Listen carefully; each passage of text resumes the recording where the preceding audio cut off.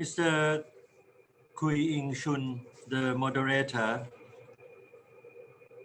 Excellency Chen Jiming, President of China Association of Friendship and former Deputy Minister of Public Security, Mr. Jose Maria Figueres, former President of Costa Rica, Monsieur Henri Giscard d'Estaing, CEO and President of Club Med,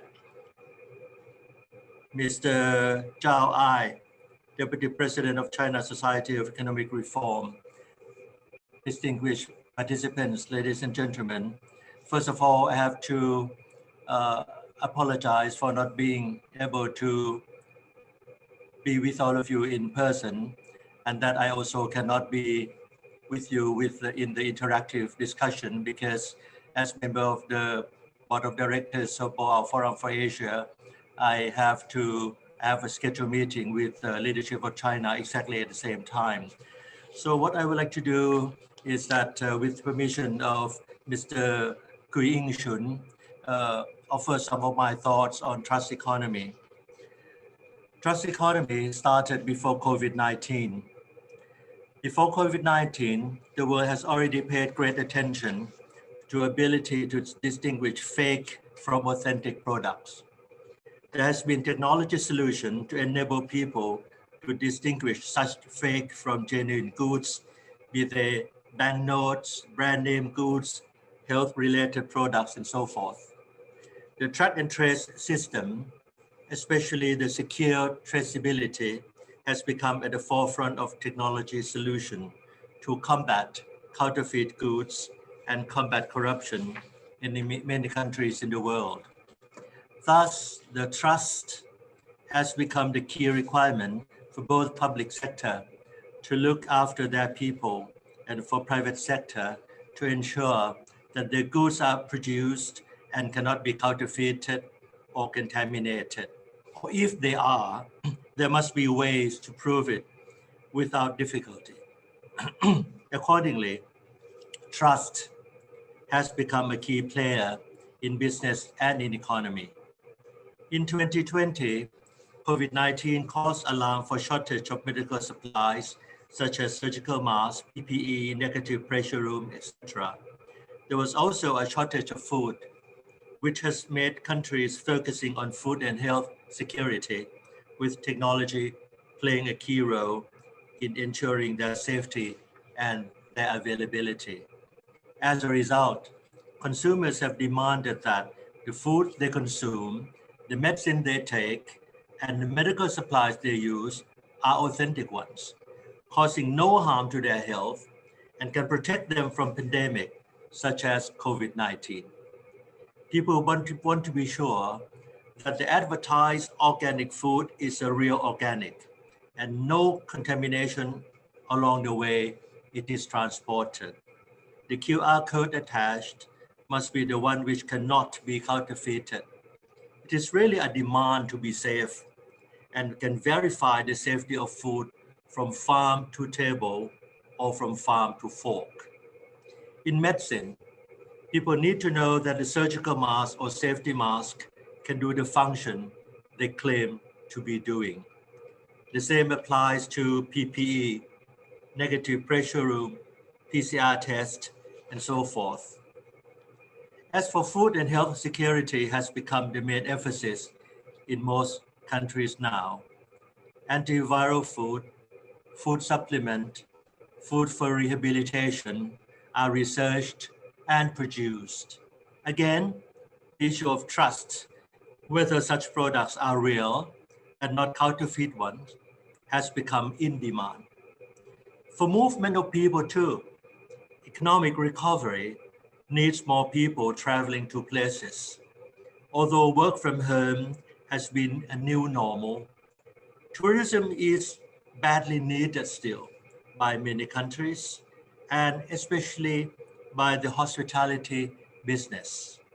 The question is how we can trust that the people who are traveling are not infected. At the same time, how travelers can be sure that places they travel are safe from pandemic.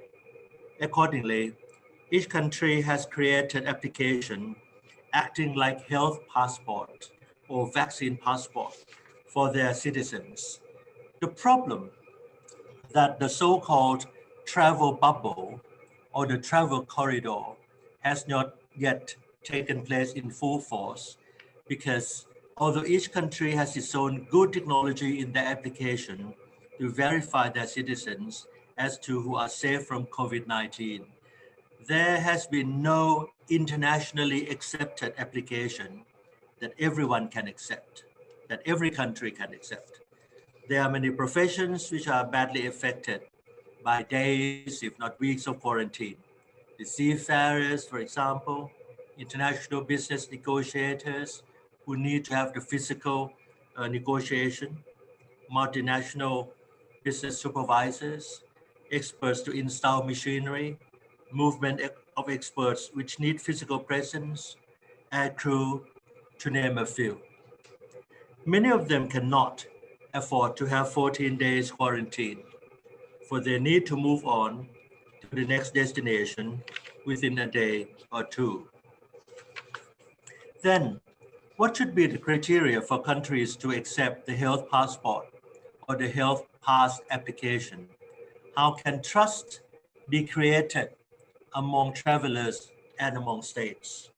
Mutual recognition agreement is one option, but so far it runs into complicated negotiation, and it is indeed very time consuming. Then internationally accepted technology for health passport is needed.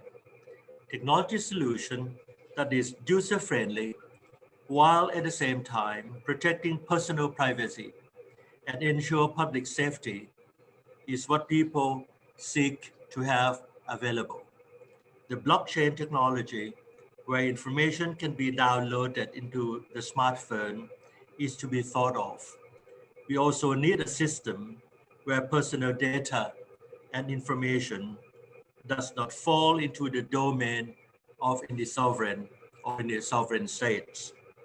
The person must have an ability to erase the data and information whenever he or she so wishes. Furthermore, the system and the technology must be politically neutral in order that trust can be created and endured. These are some of my thoughts on trust economy, which to me is leading our way into the present future. The trust in safety in the way of life is a trust in policymakers around the world, whether they can provide trust to their people. The economy of trust already started yesterday. It is incumbent upon all of us to seek the appropriate technology solution that can provide answers to all the requirements above. With the trust economy, with the help of technology, blockchain or whatever, it is the very important way that economic recovery can take place in Asia and beyond. Thank you very much for your attention.